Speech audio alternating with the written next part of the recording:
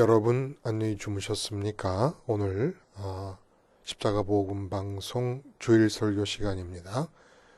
3월 24일 주일 하나님이 주시는 말씀은 요한복음 14장 8절부터 14절까지 말씀입니다. 같이 읽어봅니다. 시작. 빌립이 이르되 주여 아버지를 우리에게 보여주옵소서. 그리하면 족하겠나이다. 예수께서 이르시되 빌립아 내가 이렇게 오래 너희와 함께 있으되 네가 나를 알지 못하느냐? 나를 본 자는 아버지를 보았거늘 어찌하여 아버지를 보이라 하느냐? 내가 아버지 안에 거하고 아버지는 내 안에 계신 것을 네가 믿지 아니하느냐? 내가 너희에게 이르는 말은 스스로 하는 것이 아니라 아버지께서 내 안에 계셔서 그의 일을 하시는 것이라. 내가 아버지 안에 거하고 아버지께서 내 안에 계심을 믿으라. 그렇지 못하겠거든 행하는 그 일로 말미암아 나를 믿으라. 내가 진실로 진실로 너에게 이르노니 나를 믿는 자는 내가 하는 일을 그도 할 것이요 또한 그보다 큰 일도 하리니 이는 내 아버지께로 감이라. 너희가 내 이름으로 무엇을 구하든지 내가 행하리니 이는 아버지로 하여금 아들로 말미암아 영광을 받으시게 하려 함이라. 내 이름으로 무엇이든지 내게 구하면 내가 행하리라. 오늘 우리가 함께 읽은 말씀 중심으로 구원 얻는 믿음의 수학 공식이라는 제목의 하나님 말씀 증거합니다. 구원 얻는 믿음의 수학 공식.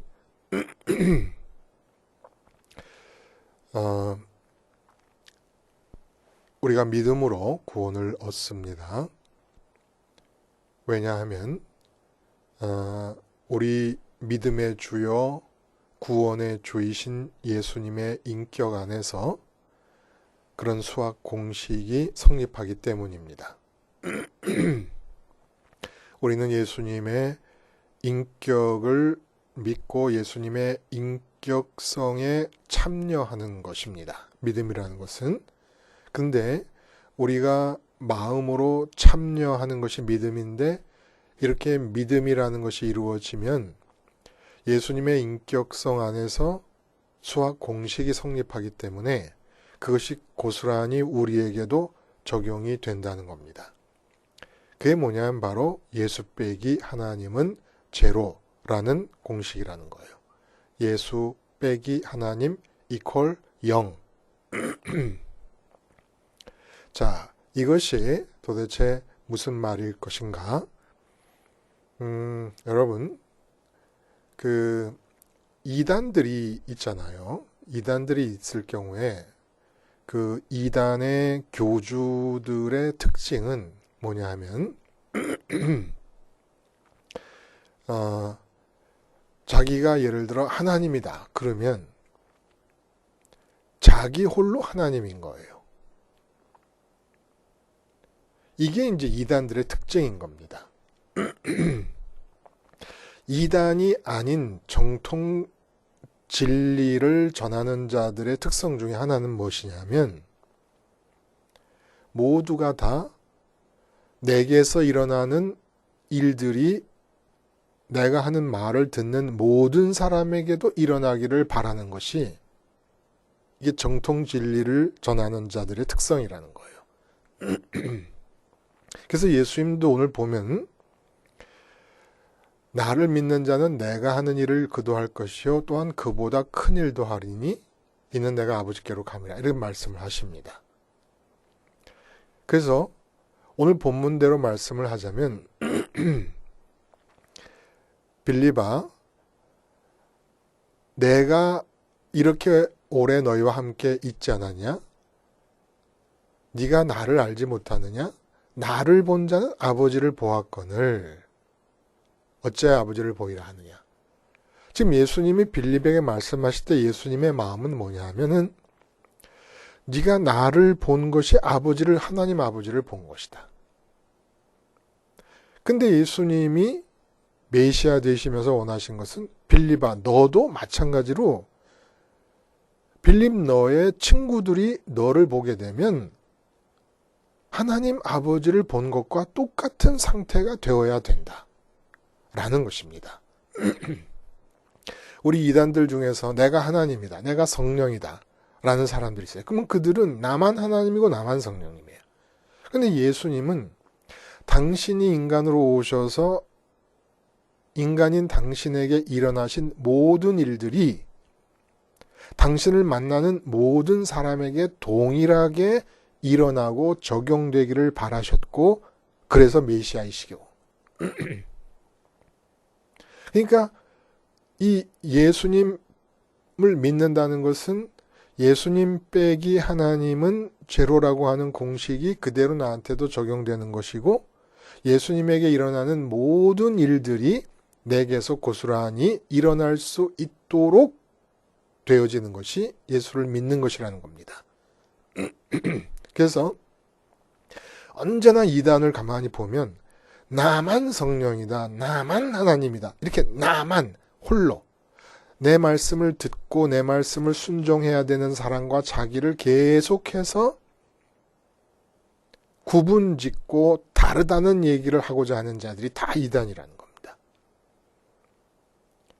예수님이 하나님의 아들이십니다. 그러면 오셔서 나만 하나님의 아들이고 너희는 그 하나님의 아들인 나의 말을 들어라, 이게 아니라 내가 하나님의 아들인 것처럼 너희도 하나님의 아들이다. 아들이 될 수 있다. 아, 놀라운 말씀 아닙니까? 그 이단들과 비교를 해보면 주님이 우리에게 행하신 것은 참 엄청난 일들인 것이에요. 지금도 굉장히 큰 대형교회에서 담임 목사님과 교인들 간의 차이가 권력도 그렇고 행사할 수 있는 무슨 어떤 재정에 대한 능력이라든 이 모든 것들이 다 다르지 않습니까? 근데 예수님은 당신의 말씀을 듣고 당신을 믿는 사람들에게 당신에게 주어지는 모든 것들이 고스란히 다 일어나도록 허락을 하신 겁니다. 다만 메시아라고 하는 직책만 하나님께서 받으신 것으로 구분을 하신 것뿐이지 당신이 하나님으로 받는 모든 은총과 특권을 똑같이 다 누리게 하시는 것이에요. 그래서 빌립에게 말씀하실 때 나를 본 자는 하나님 아버지를 보았다. 이게 그대로 일어나야 된다는 거예요. 얼마 전에 연세가 많으신 어느 권사님이 저희 집으로 전화를 하셨습니다. 근데 이제 제가 외출 중에 있었어요. 그래서 집에 혼자 있던 아들이 전화를 받았는데 아들이 이제 저에게 메시지를 전할 거 아니겠습니까? 아무개 권사님께서 전화를 주셨다. 또 이러이러한 말씀들을 하셨다. 그러면서 그 모든 내용들을 그러니까 안 계시면 전화 좀 달라고 그러세요 하고 끝나면 그게 이제 정상적인 상태 아닙니까? 그러면 아들은 저한테 어느 권사님이 전화를 하셨으니까 전화를 주시라고 기다리고 계십니다. 이렇게 하면 되는 거잖아요.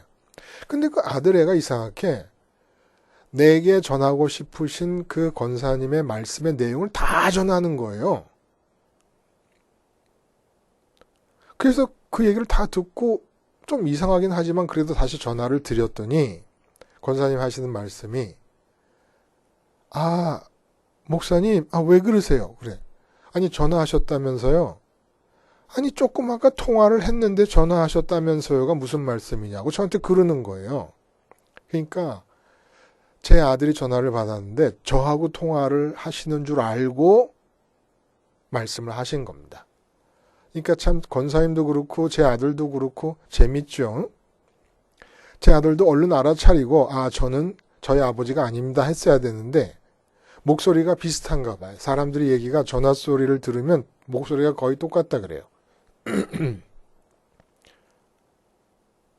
그러니까 아들과 통화를 하시고 아버지인 저와 통화를 하신 것으로 기억을 하신 것입니다. 참 이게 재밌어요.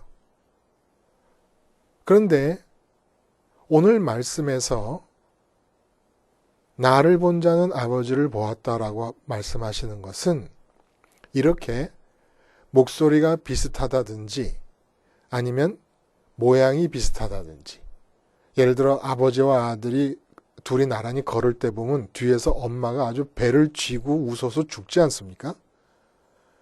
걸음을 걷는 스타일이 똑같은 거예요. 걸음 걷는 스타일이 사람마다 다 다릅니다, 여러분. 자세히 보면. 근데 아버지와 아들이 걷는 것을 보고 뒤에서 시어머니하고 며느리가 아주 그냥 가슴을 치면서 웃어요. 너무 똑같은, 걸음걸이가 똑같은 게 이상하지 않습니까? 저도 깜짝 놀라는 것은 제 아내를 가끔 이렇게 집에서 왔다 갔다 하는 걸 소파에 앉아서 보다 보면 꼭 어떨 때는 이상하게 돌아가신 장인어른이 그 속에 들어가 계신 것 같고, 어떨 때는 장모님하고 똑같아요. 그 표정과. 그런 거 여러분 많이 느끼실 거예요. 응? 남편에게서 돌아가신 시아버지와 시아버님과 똑같은 모습이 나타납니다. 근데 예수님을 보면서 아버지를 보았거늘 어찌 아버지를 보이라 하느냐라는 말씀을 하실 때는 이런 류의 내용을 말씀하시는 게 아니라는 겁니다. 왜냐하면 하나님은 그렇게 비슷하게 볼 수 있는 인간 되신 예수님을 보면서 하나님을 연상할 수 있는 형상이 없으시기 때문에, 형체가 없으시기 때문에, 영이신 하나님이기 때문에 하나님을 본 것이다 라고 말씀을 하실 때는 이런 식으로 아버지와 아들 사이에, 어머니와 딸 사이에 있는 그런 유의 그 내용을 말씀하시는 게 아니라는 거예요. 그러면 어떤 것이냐? 예수님이 계시고 지금 빌립과 제자들이 예수님을 마주대하는 그 현장에는 인격적으로 하나님이 실제하고 계셨다는 것입니다. 예수님의 인격성을 통해서 만물을 지으신 하나님 아버지께서 그 자리에 빌립을 마주대하며 실제하고 있었다는 거예요. 근데 빌립과 제자들이 원했던 것은 우리에게 보여주옵소서 그러지 않습니까? 빌립이? 그러니까 제자들 모두에게 갈급했던 것은 그렇게 하나님 아버지 하고 계시는데 예수님이 그러지 마시고 하나님을 좀 보여주시옵소서. 이때 하나님의 보여주심은 어떤 걸 뜻하는 거냐면 구약에서 신의 산으로 여호와 하나님이 강림하실 때 구름과 불과 연기와 진동과 병력 속에서 강림하시지 않습니까? 이렇게 현상적으로 두드러진 하나님의 현현을 원했던 겁니다. 정상적이고 일상적이고 루틴한 이런 상황과는 현격하게 구분이 되는 차별화된 현상적 변화와 함께 하나님이 이 자리에 계신다는 것을 우리에게 느끼도록 해주세요. 이런 뜻이었다는 겁니다. 근데 예수님에게서 하나님은 이렇게 산이 진동하고 구름이 빽빽하고 불이 나고 연기가 피우는 가운데 임하시는 것이 아니라 인격을 통해 나타나셨다는 거예요.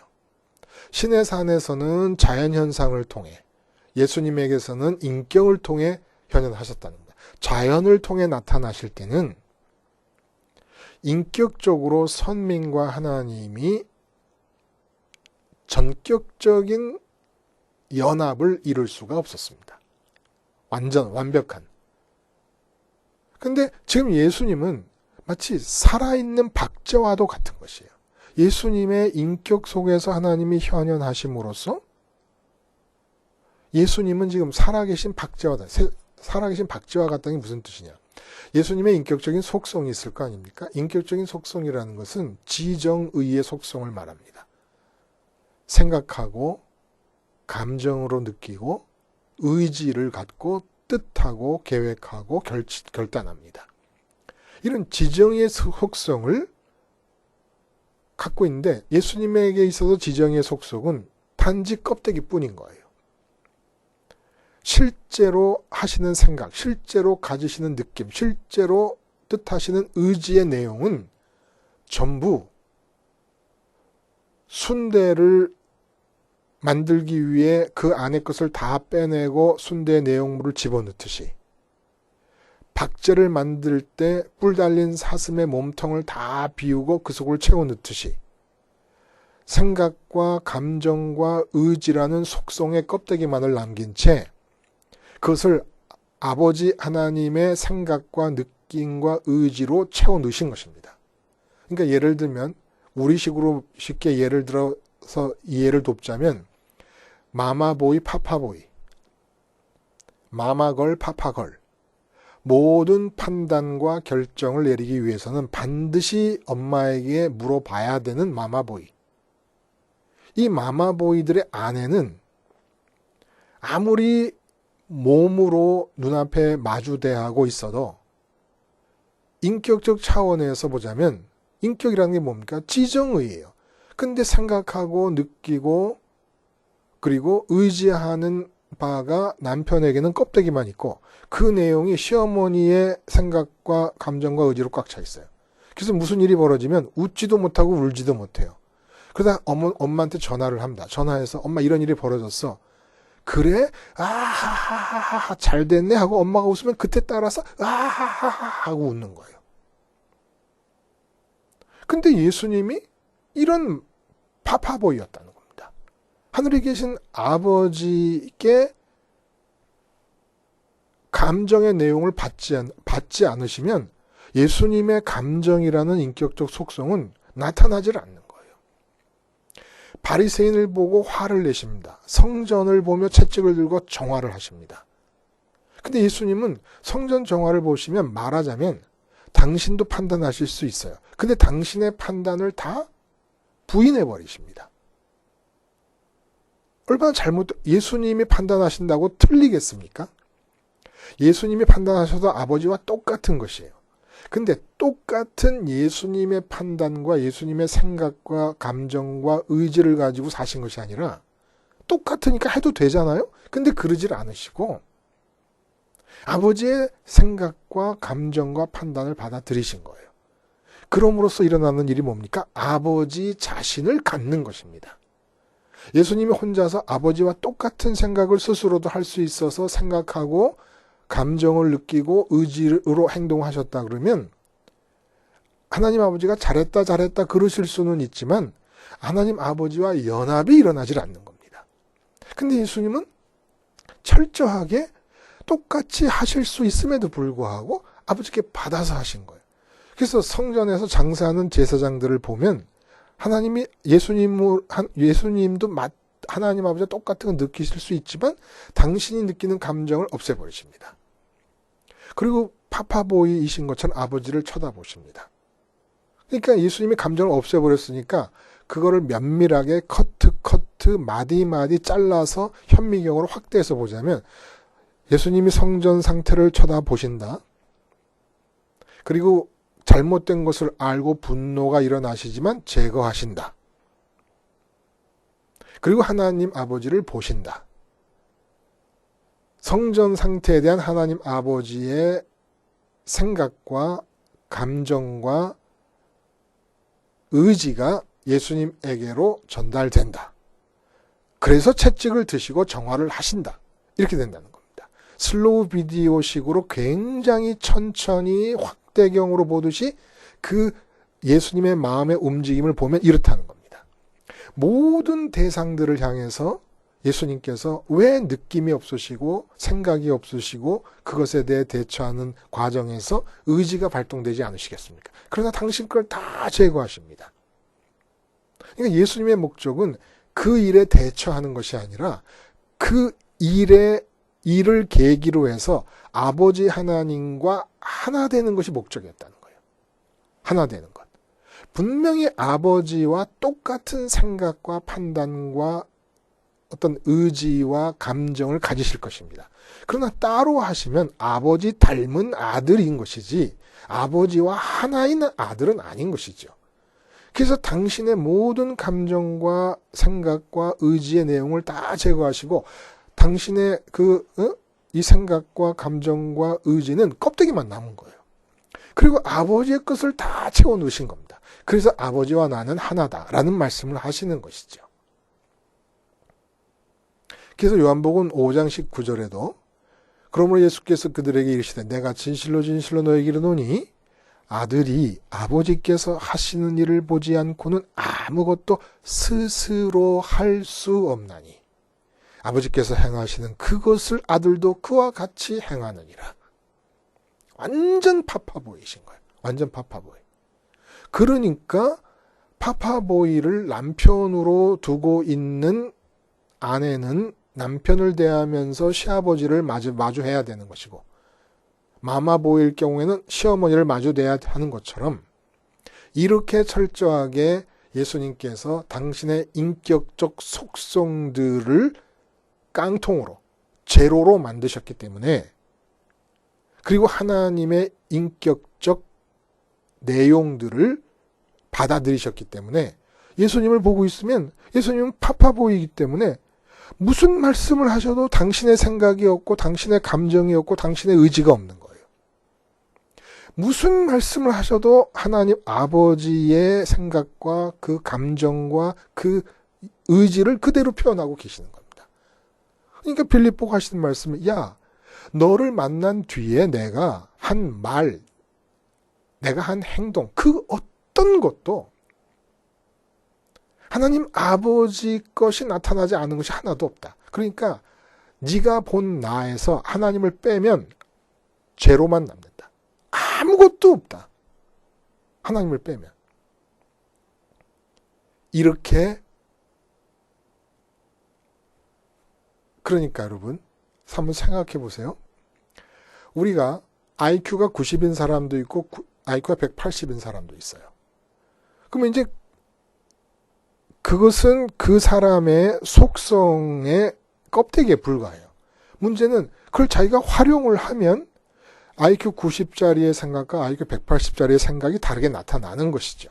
생각이라는 속성이 있을 뿐이지. 근데 우리는 내가 IQ가 90이든 180이든 아니면 120이든 아니면 200이든 그거 내 거 쓰지 않는 거예요.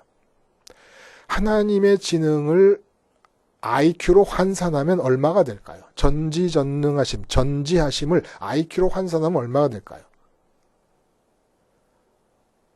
그 IQ를 받아들이는 겁니다. 하나님의 IQ를. 근데 예수님이 당신이 그렇게 사셨는데 당신에게서 일어난 그 모든 일들을 우리에게 똑같이 일어나야 하는 것이라고 생각하시면서 우리에게 믿음의 주가 되신 겁니다.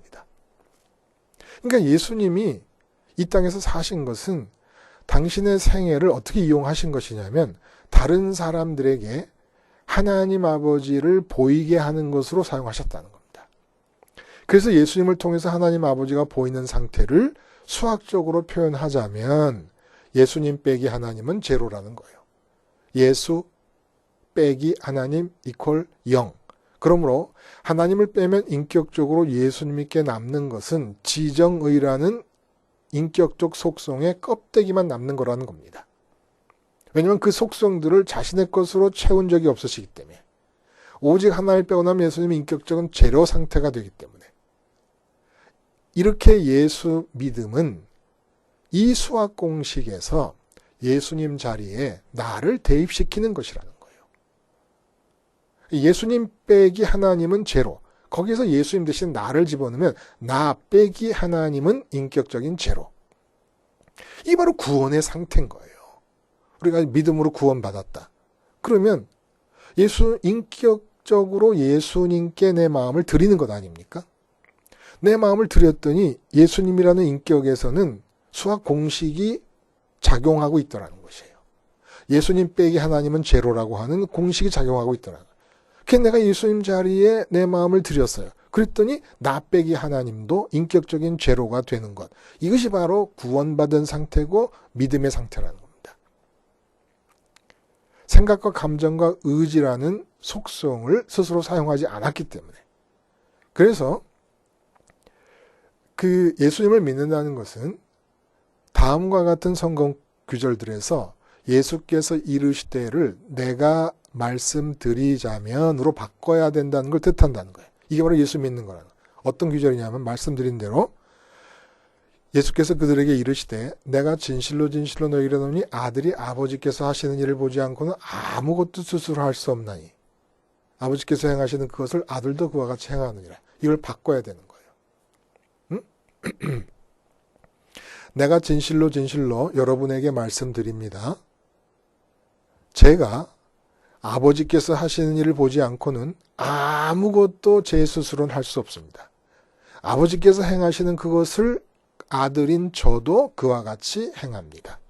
이게 믿음의 상태라는 거예요. 응? 그 다음에 30절 요한복음 5장 30절 내가 아무것도 스스로 할 수 없노라. 듣는 대로 심판하노니 나는 나의 뜻대로 하려 하지 않고 나를 보내신 이의 뜻대로 하려 한다. 그럼 어떻게 돼야 돼요? 이건 예수님의 말씀인데 똑같이 하는 거예요. 저는 아무것도 할 수 없습니다. 아버지께 듣는 대로만 심판합니다.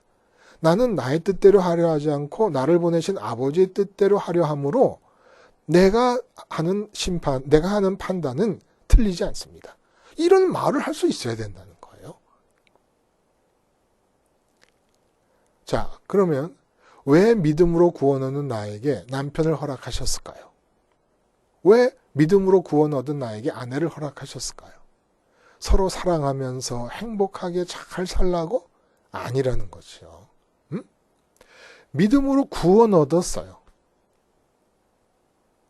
근데 내게 아내를 주신 이유는 아내 앞에 서 있을 때 아내가 하나님을 보게 하라는 겁니다. 내 생각과 감정과 의지의 인격적 속성을 껍데기만 남겨놓고 하나님의 생각과 감정과 의지로 채워서 아내가 나를 마주대하고 있을 때는 하나님을 보는 것으로 되게끔 하기 위하여 내게 아내를 주신 거예요. 남편을 주신 이유도 마찬가지예요. 응? 왜 자녀를 주셨을까요? 잘 키우고 성공시켜서 좀 사방에 돌아다니면서 자랑이라도 하라고? 아니에요. 자녀가 나를 보고 있으면 내가 자녀를 어떻게 기를 것이냐는 둘째 문제라는 거예요. 먼저 자녀 앞에 섰을 때 그 자녀가 나를 보면서 지금 하나님을 보고 있느냐라는 겁니다. 설령 자녀는 자기가 하나님을 보고 있는 거라고 느끼지 못할지라도 실제로 그가 만나고 마주치는 것은 하나님이 되게끔 하라는 겁니다. 자꾸 자녀 걱정하지 말고 너나 잘하라는 얘기예요. 왜 직장을 주셨어요? 왜 대한민국에 태어나게 하시고 왜 이런저런 나라로 이주를 해서 살게 하셨습니까? 나를 본 사람들은 하나님을 보고 있는 것이 되게 하시라는 겁니다. 예수님을 나의 주님으로 믿고 고백한다는 것은 예수 빼기 하나님은 인격적인 제로라는 공식에 나를 대입하는 것이라는 걸 잊으면 안 되는 거예요. 그게 믿음이에요. 응? 예수님을 믿는다 그러면 그냥 나는 달랑 혼자 계신 예수님을 붙잡고 믿는 게 아니라 예수님을 붙잡으면 항상 예수님에게는 공식이 적용되고 있었다는 거예요. 예수님의 인격에는. 하나님을 빼버리면 나는 제로다라는 그런 공식이 적용되고 있었기 때문에 예수님을 붙잡는다는 것은 나에게 이 공식이 적용된다는 것을 뜻하는 것이고, 그래서 내가 믿음을 가지고 있다는 것은 누가 나를 만나더라도 오직 실제로 인격적 차원에서는 그가 하나님 아버지를 대면하고 있는 것이어야 된다는 말씀입니다. 감정조차도 실제로 우리도 그렇잖아요. 제가 언젠가 말씀을 드렸나? 공항에서 미국에서 있으면서 이제 비행기를 갈아타야 돼서 근데 시간이 안 맞아서 한 오래 기다리고 있었어요. 한 2시간 이상 기다렸을 거예요. 그래서 창밖으로 보고 있는데 그 흑인과 백인 그리고 푸에르토리코 계통, 라틴계 계통의 사람이 이렇게 같이 모여서 그 일하다가 잠깐 한가한 시간을 얘기를 하는데 계속해서 흑인이 이렇게 하면서 웃고 춤을 추고 막 그래요. 나중에 심각하게 얘기를 하다가 셋이 다 같이 웃고 있는 거예요. 다 같이. 감정이 옮겨가는 거죠. 감정조차도 이렇게 하나님 아버지가 이 세상을 대해서 갖고 계시는 그 감정을 받아내는 것입니다. 생각과 하나님의 의지적 뜻뿐만이 아니라 감정까지도. 그래서 예수님과 예수님의 추종자들이 항상 문제는 예수님이 기뻐하실 것을 울고 있고 예수님이 울 것은 울지 않고 있고 이렇게 감정이 동일하지 않은 거예요. 그래서 예루살렘의 여인들아 나를 위해 울지 말고 너희 자녀를 위해 울어라 라는 말씀을 하신 것도 이제 그런 측면이에요. 예루살렘을 보시면서 암탉이 알을 품듯이 품기를 얼마나 반복했느냐 하면서 우신 때 그때 아무도 안 우는 거예요. 제자들은 도대체 예수님이 왜 예루살렘을 보시고 우시나 아무도 나사로가 죽었을 때 울리시는 울음도 왜 울고 계시는지 그 이유를 전혀 몰랐던 겁니다. 자기들 식으로 이해를 했던 거예요. 그리고 주어지는 말씀이 10절에 보면 내가 아버지 안에 거하고 아버지는 내 안에 계신 것을 네가 믿지 아니하느냐.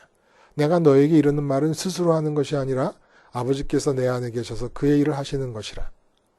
내가 아버지 안에 거하고 아버지께서 내 안에 계심을 믿으라. 그렇지 못하겠거든 행하는 그 일로 말미암아 나를 믿으라.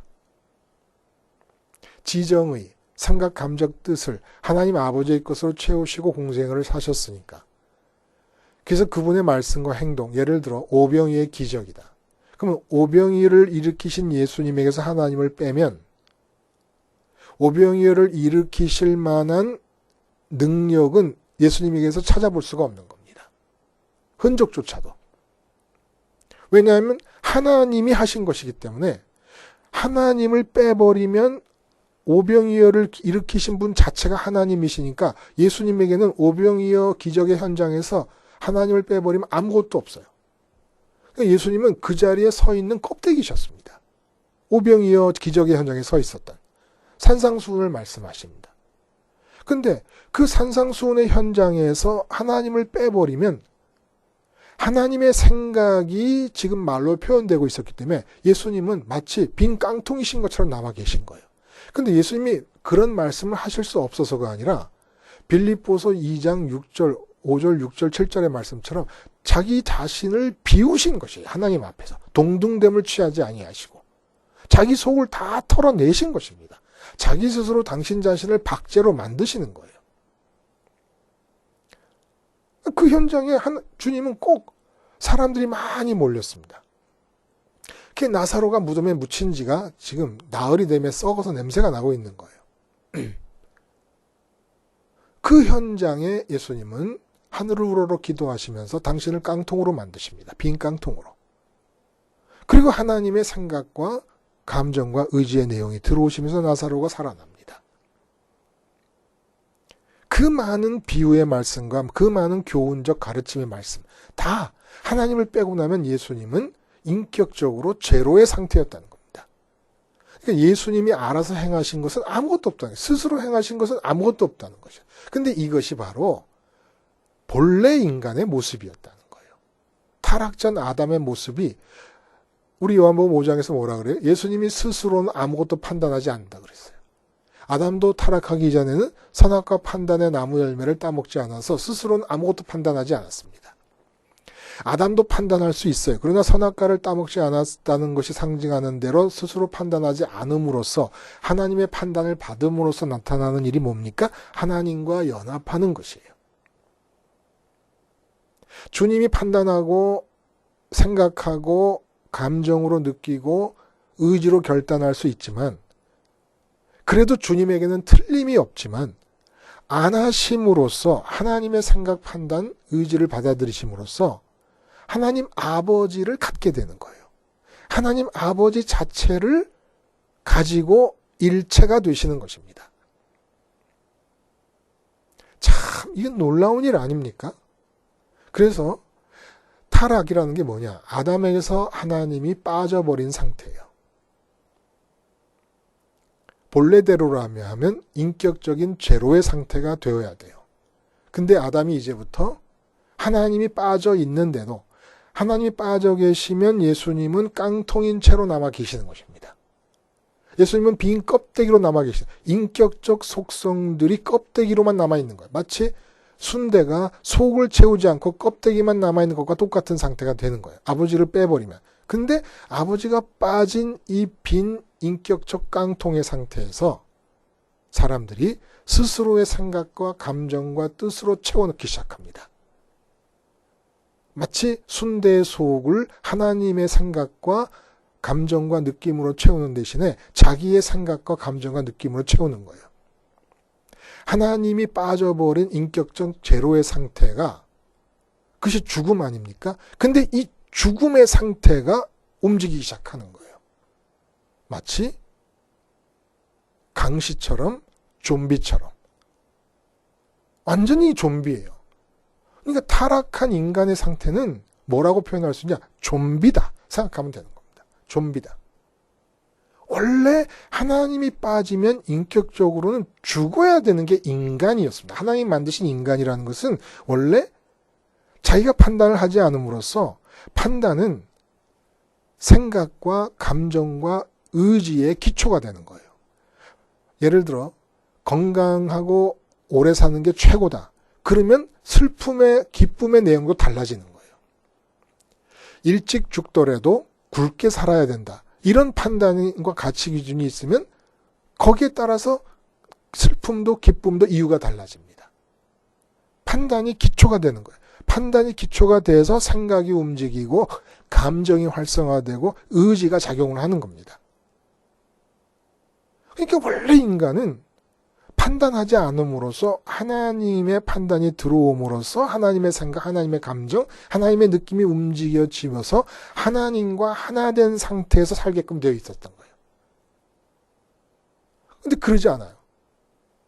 하나님이 빠졌으면 죽어야 되는데 난 아무것도 못하겠습니다, 이제. 마치 마마보이가 엄마하고 연락이 끊어지니까 아내가 옆에서 막 재촉을 하고 빨리 결정을 하라고 해도 아무 결정도 못한 채 난 아무것도 못해. 엄마하고 연락이 돼야 돼. 그러고 있는 것처럼 되어야 정상인데 하나님이 빠져버렸는데도 생각을 잘하는 거예요. 감정이 막 풍부해지는 겁니다.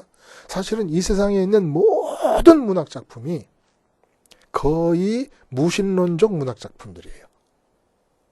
거기에 얼마나 많은 아름다운 문학적 표현들과 어떤 감정과 공감을 자아내는 내용들이 들어있습니까? 근데 이게 다 좀비들의 활동이라는 거예요. 엄격하게 말하면. 하나님이 주어져서, 하나님의 생각과 감정과 느낌 주어져서 일어나는 일들이 아니라는 겁니다. 그래서 요한복음 8장 44절에 보면 너희는 너희 아비 마귀에게서 났으니 너희 아비의 욕심대로 너희도 행하고자 하느니라. 그는 처음부터 살인한 자요 진리가 그 속에 없으므로 진리에 서지 못하고 거짓을 말할 때마다 제 것으로 말하나니 이는 그가 거짓말쟁이요 거짓의 아비가 되었습니다. 그러니까 우리가 하나님이 빠진 상태에서 죄로면 그냥 아담이 타락 후에 쫓겨났으면 하나님 난 이제 내가 판단하는 내가 선악과를 따먹으로서 잠깐 판단을 했었지만은 더 이상은 그렇게 살 수 없습니다. 그냥 나는 껍데기로 이렇게 말라 죽어버리고 말겠습니다. 그랬다면 에덴으로 회복됐을지도 몰라요. 근데 마귀가 끼어들어가지고 아이고 하나님이 그래? 걱정하지 마라. 응? 내가 판단을 줄게. 무슨 판단을 줘? 돈이 최고야 이 바보야. 그걸 모르고 살았지? 돈이 최고야? 라는 판단이 생기니까 그때부터 돈을 벌면 기쁘고 안 벌면 슬프고 돈과 연관돼서 좋게 되는 것 같으면 기쁘고 아니면 슬프고 감정이 나타납니다. 판단에 따라서. 그 판단에 따라서 생각이 움직입니다. 그 판단에 따라서 내가 어떻게 해서 돈을 벌어야지. 이렇게 해서 부자가 돼야지. 의지가 작동합니다. 이 좀비가 됐다는 거예요. 그래서 저 여자 저 남자와 결혼만 하면 만족하고 행복할 수 있다. 라는 판단이 쓰면 지정의가 움직여요. 근데 이게 좀비라는 거예요. 강시의 움직임이라는 겁니다. 이런 좀비의 움직임으로 행복을 구축할 수는 없습니다. 거기에 무슨 만족과 참된 기쁨이 주어질 수 있는 가능성 자체가 제로라는 거예요. 왜냐하면 에덴 밖에서 기쁨의 동산 밖에서 일어나는 일이에요. 자, 그럼 여기서 우리가 질문을 한 가지 해볼 수 있어요. 어떤 질문을 할 수 있냐면 전혀 하나님이 받아들여지지 않고 하나님이 빼진 상태에서 그러니까 제로가 아닙니까? 원래 인간의 모습으로 보자면 제로인데 그 제로의 자리에서 이거 웬일입니까? 엄청난 일들이 벌어지는 거예요. 예를 들어보면 인류 역사상 가장 큰 영토를 차지한 징기스칸의 몽골 제국의 경우를 염두에 두면서 생각해 봅니다. 징기스칸 빼기 하나님은 예수님 빼기 하나님은 제로였고 예수님을 잘 믿던 베드로나 사도 바울 빼기 하나님도 제로인데 징기스칸 빼기 하나님은 하나님이 그 속에 없었기 때문에 아예 징기스칸 빼기 제로와 똑같은 거예요. 징기스칸 빼기 하나님은 여전히 대몽골 제국이 있는 겁니다. 대몽골 제국을 세울 수 있었던 징기스칸의 인격적 능력이 돋보이게 되는 거예요. 스티브 잡스 빼기 하나님은 스티브 잡스의 애플사를 창립하고 발전시켰던 지정의의 내용들이 고스란히 남습니다. 중국의 알리바바 그룹 회장인 마윈 빼기 하나님은 그 알리바바 그룹을 창립하고 발전시켰던 마윈의 지정의의 내용이 그대로 남습니다. 도대체 이런 건 어떻게 이해를 해야 됩니까? 또 우리 세종대왕 빼기 하나님은 한글을 창제했던 그 업적을 위해 동원된 지정의가 그대로 남는 거예요. 이순신 장군이 나라를 구했다. 이순신 장군 빼기 하나님은 마찬가지예요.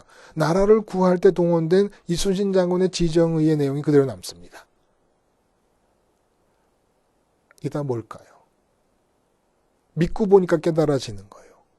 그전에는 그러지 않았는데 참새 한 마리 떨어지는 것도 하나님이 주관하세요. 그러니까 이 천하 우주 만물, 그 지구 위의 삶은 하나님이 만들어 놓으신 영역이기 때문에 먼지 하나, 우리 눈에 보이지 않는 티끌 하나조차도 하나님이 주관하십니다.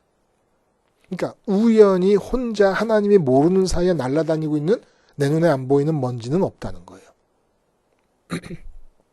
이렇게 주관하시는 하나님께서 징기스칸의 인격 밖에서, 스티브 잡스의 인격 밖에서 애플사가 만들어지고 발전하도록 허락을 하신 것입니다.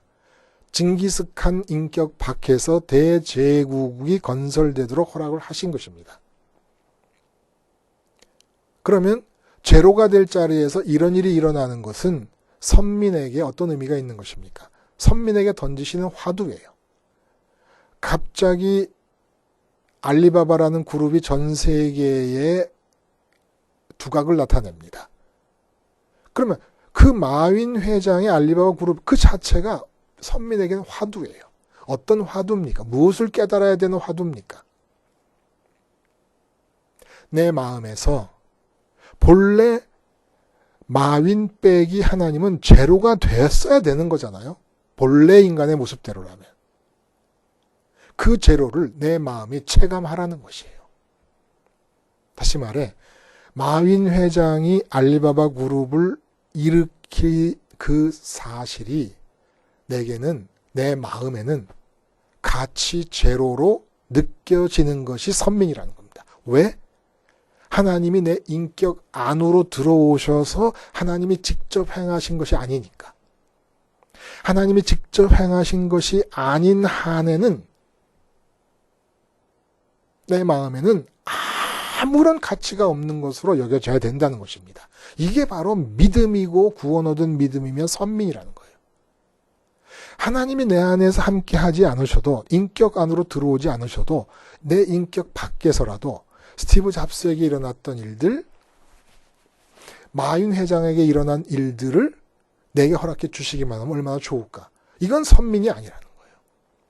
그래서 하나님을 인격적으로 안으로 모셔드릴 생각은 안 하고 인격 바깥에 그냥 인격 바깥에 모신 상태에서 내 인격적 속성들, 지정의 속성들은 내 생각, 내 판단, 내 감정으로 채워놓고 하나님을 부르는 자들이 또 교회 안에 가득하다는 겁니다. 이건 선민이 아니에요. 아직까지 선민이 아니에요. 그냥 앞으로 가능성이 있는 것으로 봐줄 수 있을 뿐이지 참 선민이 될 수 있기 위하여 가능성 있는 존재로 볼 수 있을 뿐이지 지금 현재 상태는 선민다움의 상태가 아니라는 거예요. 믿음은 뭡니까? 예수 빼기 하나님은 제로가 돼야 돼요. 예수님의 인격적 속성은 껍데기만 남았을 뿐이지 그 내용은 다 하나님으로 채워져 있기 때문에 예수님이 하신 말씀, 행동, 가르침 모든 것에서 하나님을 빼버리면 예수님은 인격적 속성의 빈 껍데기만 남게 됩니다. 왜 그러셨어요? 당신이 하실 수 있음에도 불구하고 당신의 속성을 활용할 수 있는 능력이 있음에도 불구하고 부인하고 껍데기만으로 자처하신 이유는 하나님 아버지를 통째로 가지시려고. 이게 바로 선민이라는 겁니다. 그러므로 세상에서 하나님이 없는데 하나님이 인격 안으로 들어가지 않아서 하나님 스스로가 그 사람의 지정의를 이용해서 하신 일이 아닌데도 큰 업적들이 이루어진 것들을 볼 때 선민에게는 아무것도 아니라는 느낌이 주어져야 된다는 거예요. 분명히 마인의 알리바바 그룹을 통해서 많은 사람들이 일자리를 찾았습니다. 그것은 하나님이 마인은 자기의 지정의가 동원돼서 한 줄 알고 있지만 하나님이 그의 인격 바깥에서 많은 사람을 먹여 살리시려는 긍휼을 마인이라는 사람을 활용해서 하셨던 것이죠. 그러나 마인 자신은 불쌍해요. 그렇게 활용을 하셨지만 하나님 자신이 그 안에 들어가지를 않고 하나님 자신을 갖지 못하고 있기 때문에 선민은 여기서 분명히 보는 겁니다.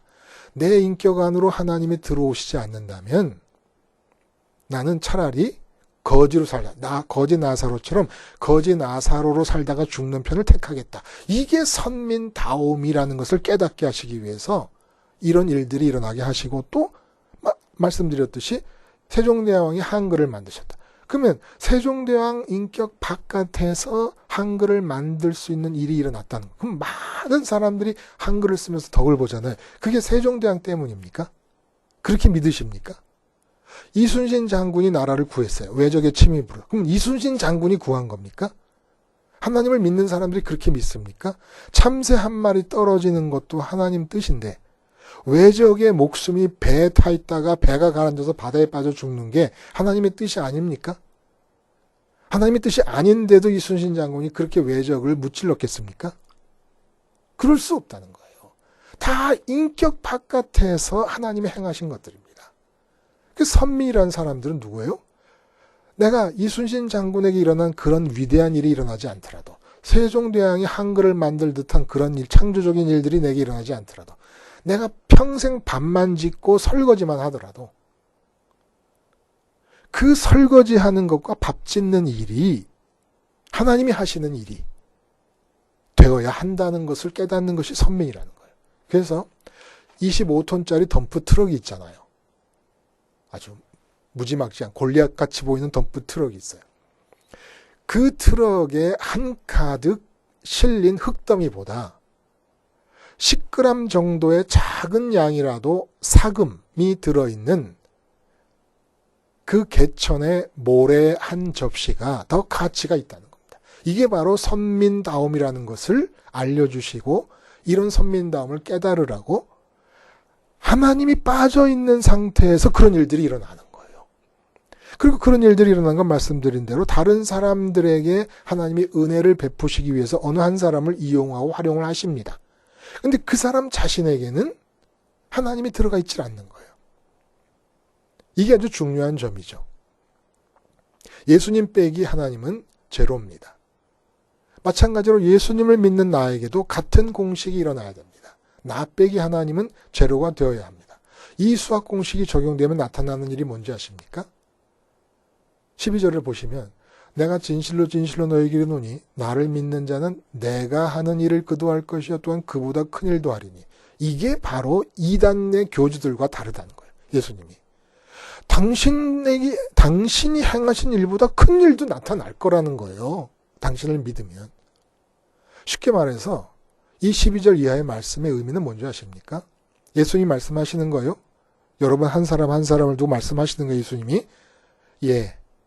너와 나의 능력은 똑같아. 예수님 어떻게 그런 말씀하십니까? 어떻게 내 예수님과 능력이 같을 수가 있습니까? 아니, 내 능력과 네 능력은 똑같아.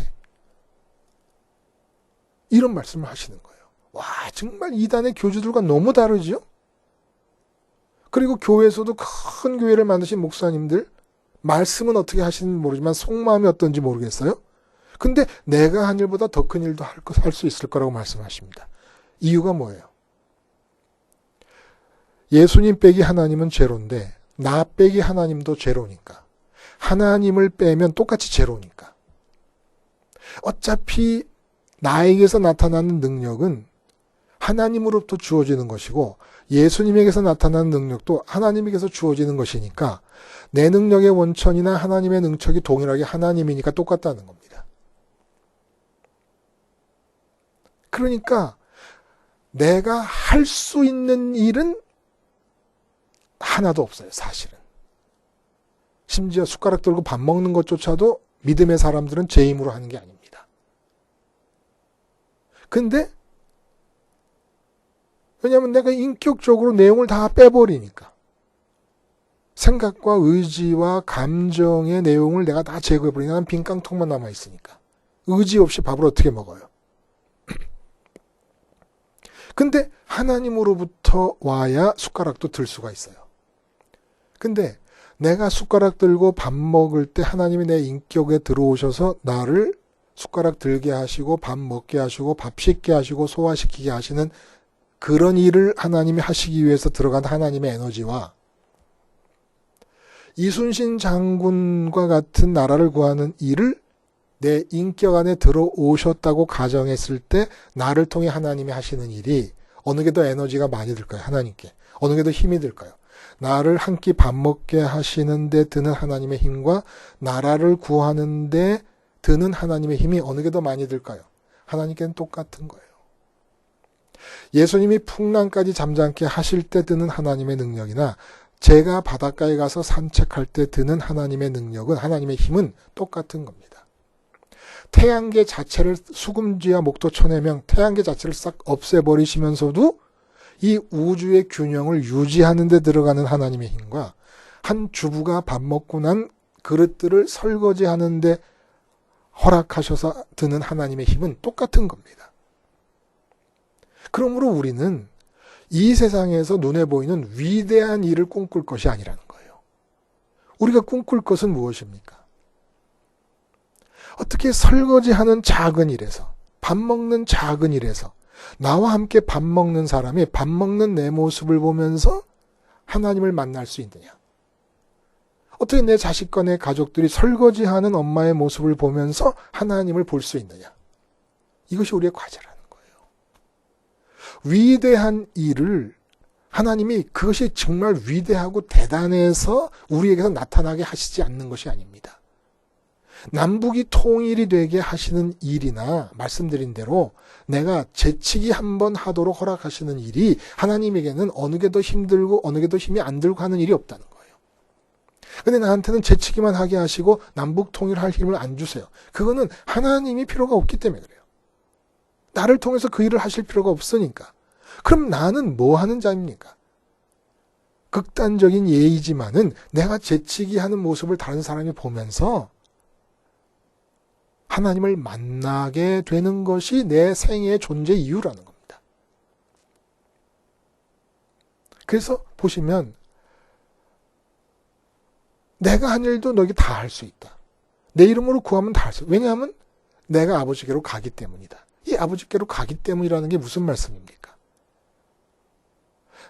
예수님이 아버지께로 가는 것은 예수님이 아버지께로 가는 것인데 아버지께로 가면 끝나는 것이 내가 예수님이 아버지께로 갔기 때문에 무엇이든지 다 이룰 수 있다는 게 이게 무슨 뜻입니까? 믿음이 뭐예요? 예수님께 내 마음을 드리는 거예요. 내 인격의 중심인 마음을 예수님께 드리는 겁니다. 그런데 예수님이 그 마음을 가지고 아버지께로 갔습니다. 아버지께로 내 마음을 갖고 올라가면 제일 먼저 일어나는 아버지가 나를 채워주십니다. 내 마음을 채워주십니다. 거기에 만족과 기쁨이 있어요. 이 만족과 기쁨이 있어야 이제부터 이 세상을 향하여 내 지정의는 빈 깡통이 될 수 있습니다. 왜냐하면 하나님이 채워줘야 만족과 기쁨이 있어서 이 세상에 대해서는 원하는 게 아무것도 없어요. 원하는 게.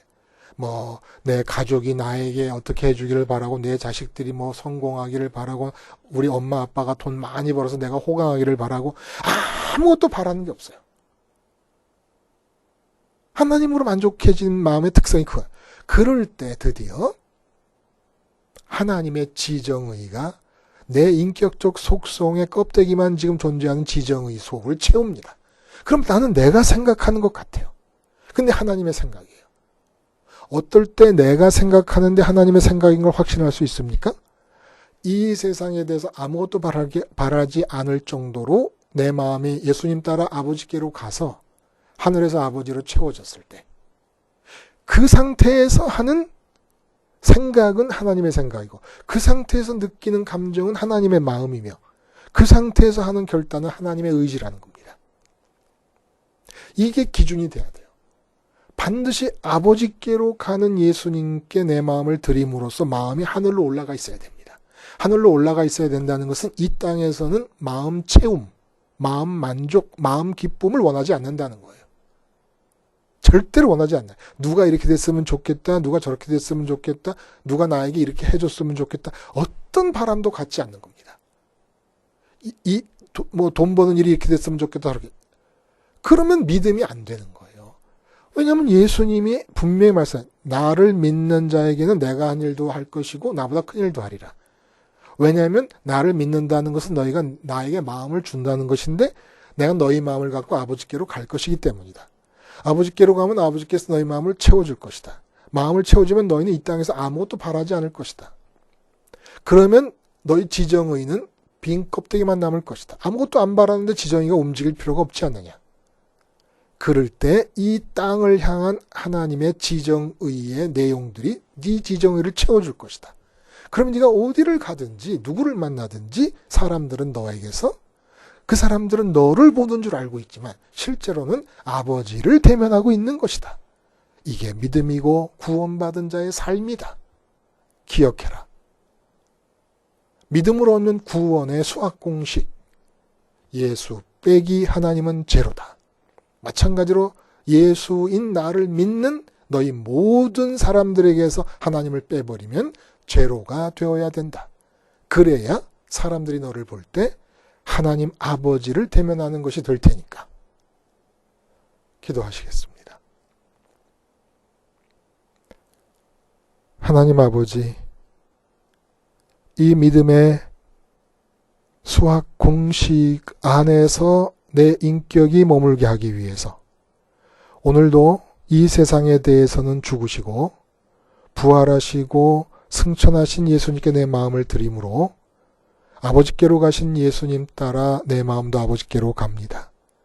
아버지로 채워주시게 하시고 그리고 그러므로 세상을 향한 나의 지정의가 빈 껍데기만 되게 하시며 그럼으로써 아버지의 지정의의 내용이 채워지게 하시고 그래서 그 아버지의 지정의를 따라 사는 삶에서 나를 만나는 모든 사람들이 아버지가 지금 그 자리에 계심을 경험하게 되는 삶의 주인공들이 되게 해 주시옵소서. 예수님의 이름으로 기도드리옵나이다. 아멘.